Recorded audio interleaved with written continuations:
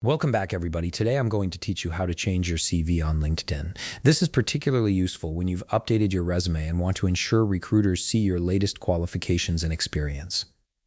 First, open your browser and navigate to linkedin.com. Once the page loads, sign into your account using your credentials. Make sure you're fully logged in before moving to the next step. After you've successfully logged in, look at the top right corner of your screen where you'll see your profile icon.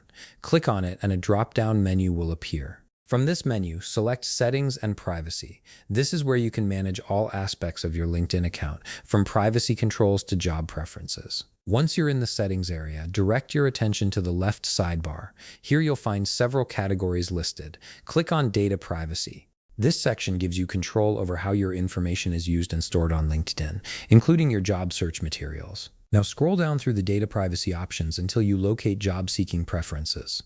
This is where LinkedIn stores all your career-related documents and settings. Under job-seeking preferences, you'll see an option labeled Resumes and Job Applications Data.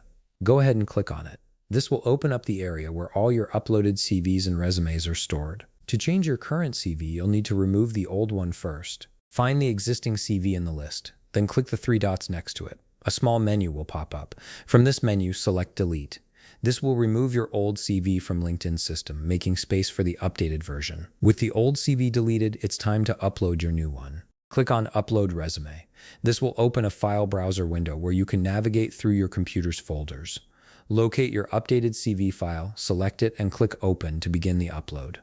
LinkedIn will process the file, which may take a moment depending on the file size. And that's it. Your new CV is now uploaded and ready to be viewed by recruiters and hiring managers who access your LinkedIn profile. If you found this video helpful, please leave a like, subscribe, and see you in the next video.